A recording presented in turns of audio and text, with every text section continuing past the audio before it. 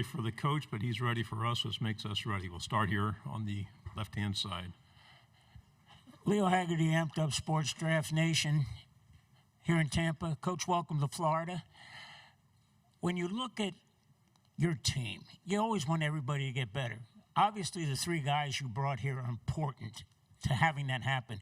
What one or two other guys on either side of the ball really have to have great seasons for Mississippi State to succeed this year? Yeah, I do. I think I'm going to talk about the offensive line as one because those five guys they're going to be able to give us opportunity to really raise the ceiling of where we need to be offensively, and so excited about that group. We need a huge jump in the offensive line this fall, and I think we're going to get that, and I'm excited about the group. My hope is that Will Whitson on the defensive line has the ability to affect the quarterback and affect the game the way we saw him affect the game in the first two games of the season this past year. We're going to need him to be an elite player for us. And we feel like we've got one ready for him to stay healthy. He's got an incredible opportunity to go have a great year. Front row, then pass it behind you. Coach, Avery Cameron, WCBI in Columbus. What can you just say about Camario and JT and the relationship that they have now that they're both in Starkville? Yeah, just those two being able to be in the locker room, whether it's them in the dining room, it's them in the team room, or on the field, the interaction, the energy, and the juice that both of them have all the time it's infectious. And really, really proud of JT as he's gotten in the door and what he's done to put on some great weight and get himself ready to roll as well. Right side on the aisle, please. Hey, Coach. Abby Miller with the Reflector at Mississippi State. You got your first conference win last year at Arkansas. What are you kind of working on to secure more of those conference wins this year? Yeah, for us, and talked about it in the big room, it's about taking that next step. That next step for us is being able to go finish in those games.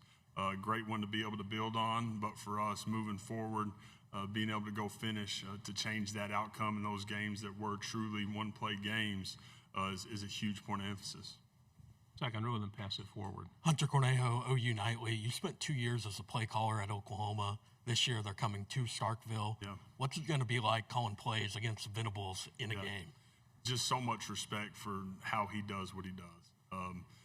Again, that's a guy that has had as much success and really sustained success as a play caller as there is in all of college football. So there'll be great challenge in that. There's a lot of things to be done that need to be done before we get to that point, but it'll be another incredible opportunity with Oklahoma coming to start Vegas.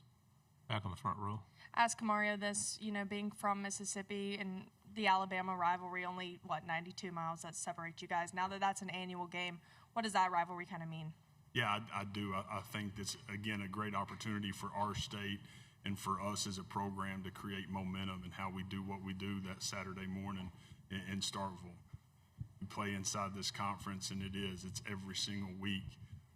The fact that we are geographically so close, there's just a little bit more that comes with that, and so excited about that opportunity and them being on the schedule every year. Third row, right side. Hi, Coach. Jacob Worthing, KRUI Sports. You rebuilt your offensive line through the portal. How quickly can that group realistically become cohesive? Yeah, because they were here in January, it gives us a chance. Because they went through winter workouts, they went through 15 spring practices, summer workouts, and then we get into fall camp. As I sat here a year ago, we had signed 6 offensive linemen, I believe, in the spring portal. 3 of those guys ended up playing for us a ton in the season, and that was a recipe for disaster. That's just the reality of it. So, again, where we are today compared to a year ago on the offensive line is night and day. We've got to continue to develop that depth, which that's what we're fighting to do right now. Left side of the aisle, then pass it left. Yeah, Barry Trammell with the Tulsa World. Pete Golding was in here yesterday, and he told us a couple of interesting things. One was that you guys are golfing buddies. And number 2, he said at the coaches' meeting with CFP, he was stunned when they told him that they really don't factor in home road results, and a road wind isn't necessarily considered stronger than a home win. He was appalled by that. Right. Is that what you heard from the CFP people and your reaction to it? Yeah, there was a lot of things that were said inside that meeting that we could probably digest for days. That is one of them. there was not a ton of clarity as we got out of that meeting and how how decisions are made. For me, it's truly about consuming myself with our football team, and that's what I've continued to try to message and talk about as much as anything. There's so much going on in college football right now, and I'm consumed with our 113 guys inside our walls to make sure I'm giving them the best opportunity to go win. Third row again. Starkville's been voted the best small town in the South for 3 years now. Do you believe that to be true, and do you think the football team has an impact on those results? I absolutely believe it to be true. We've loved being in Starkville. Again, I talk about it all the time, but the community, the connection, the support, the people is what makes our place so special. And so we have absolutely loved it. It's who I am. It's who we are as a family. And it is definitely the best small town in the South. Third row, and then pass it back over your shoulder. Hey, Coach, Cameron Lejeune, WAK, Montgomery, Alabama. You talked about it a little bit about the Alabama-Mississippi State rivalry coming back, but could you talk more specifically about facing Kalen DeBoer as a head coach? This is kind of be your guys' first time coach against each other. What you're most looking forward to about it? Yeah, first time going against each other. Obviously, a ton of familiarity with all the success that he's had in prior stops, and then what he's been able to do since he's gotten in the door there. So, again, there's great coaches inside our conference and guys that know how to create advantage, and there's great challenge in that, and I love that piece of it. That will be the same that Saturday morning. Left side. Vince Farrar, 99.1 The Sports Animal in Knoxville. With someone that's utilized tempo offense, wondering your perspective on why some of the breakneck speed offenses have slowed down just a little bit or really adjusted. I was talking to Coach Elko about it a little bit, and he gave a few reasons. Wondering what some of your theories might be and what you're seeing from the offensive side and why it slowed down just a little bit. I do think the way people are defending the tempo pieces of it and how much growth there has been as play callers on the defensive side of the ball, that's a huge part of it. And people have a plan that they'll put in place when tempo is a real thing. And so now it's been practiced, it's been executed. And so that's, to me, a big piece of why you're seeing some of it slow down just a little bit. Fourth row on the aisle. Coach David Edelstein, WJTV in Jackson. In your first few years as a head coach, what's one of the pieces of advice that you've gotten about being a head coach that you feel like was truly effective taking on that role? Yeah, I think be exactly who I'm supposed to be. That is something for me that I will continue to stick to and be myself and be authentic and find ways to create a ton of consistency for the young people that are inside our walls. I got that advice, obviously at a younger age, and in coaching, and then had just carried it with me. And it's something that I'll continue to hang on to. But in the hardest times, and it's really important that you show consistency and you're exactly who you're supposed to be. And I'll continue to hang on to that. Front row. Hi, Jeff Veith, Inside Texas. You got a lot of great production from Blake over these past few years, but how does Camario maybe change the math of your scheme, and what is that next wrinkle that his kind of mobility can bring to you? Yeah, he has the ability to go give us the chance to go play 11 on 11 every single snap, and that's different than what we've been. We've got to do a great job of scheming him in the run game, but we also have to do a great job of making sure that he doesn't take some unnecessary hits and some unnecessary shots. The threat of him running the football immediately creates advantage. So really excited about that piece of it. Left side, second row.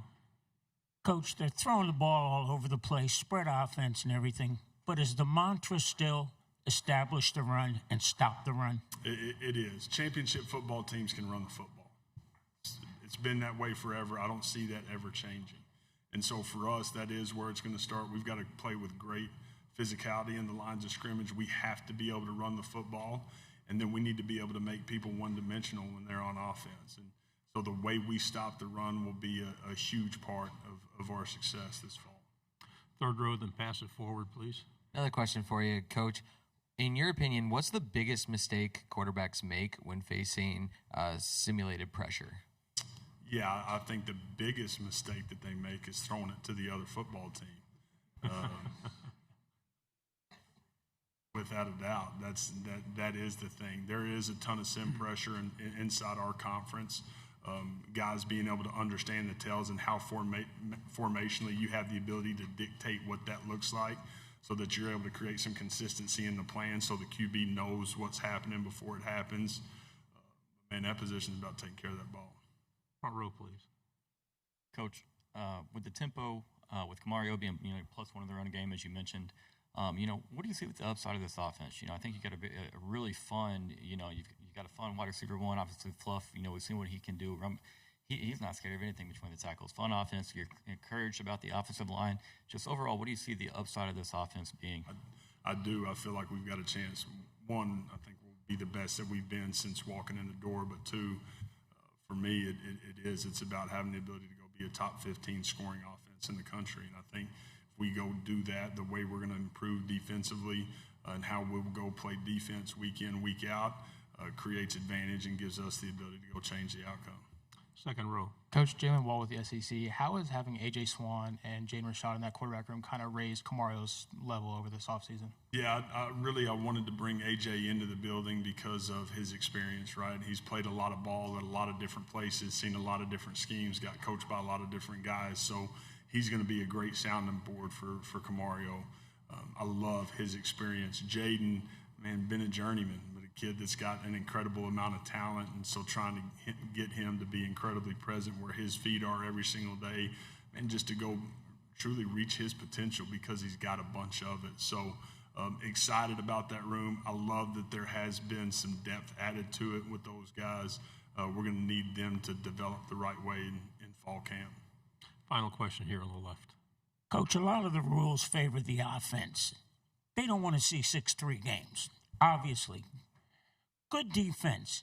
Is that keeping a team under 20, and a great defense keeping it in single digits? Yeah, I think when you're putting the number on it, I think that's pretty fair.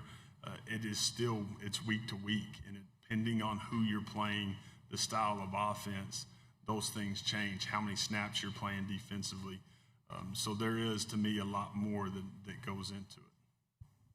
Coach, thank you very much. Appreciate it.